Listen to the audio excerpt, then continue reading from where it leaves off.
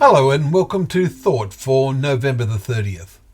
Our readings are Esther chapters 7 and 8, the book of Obadiah, and Hebrews chapters 3, 4 and 5.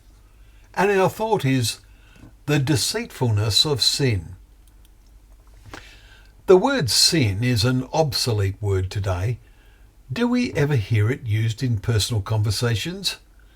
It would only be in a Bible talk and occasionally in discussions between brothers and sisters, and what challenges we face in our godless world.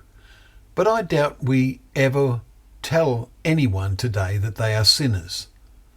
I recall a conversation in which the word adultery occurred, and the young lady I was talking to did not even know what it meant, and had never heard the word before. Our thoughts travelled along these lines this morning as we read the 3rd chapter of the letters to the Hebrews.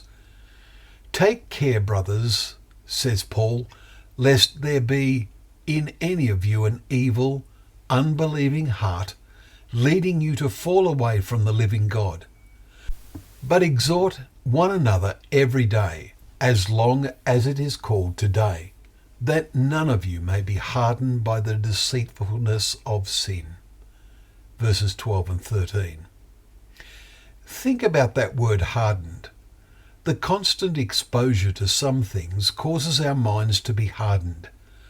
Those who work a lot with their hands outdoors know how their hands get hardened. Surrounded as most of us are constantly by the godless ways of the world, if only in conversation, there is a danger we are becoming hardened to some degree without realizing it. Paul, in writing to the Romans, reminds them how, in the past, Israel failed to obtain what it was seeking.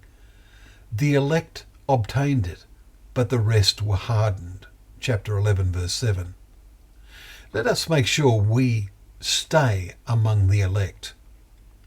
The conclusion in Hebrews chapter 3 is a lesson drawn from how the great majority of those who left Egypt, led by Moses, were unable to enter because of unbelief. Verses 16 and 19. Yet they had seen the wonders God did as they left Egypt, and how God had provided for their basic needs in the wilderness, and witnessed the divine dramas displayed to them at Mount Sinai.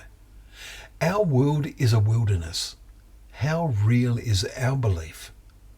Are we drawing real strength of mind from God's word every day?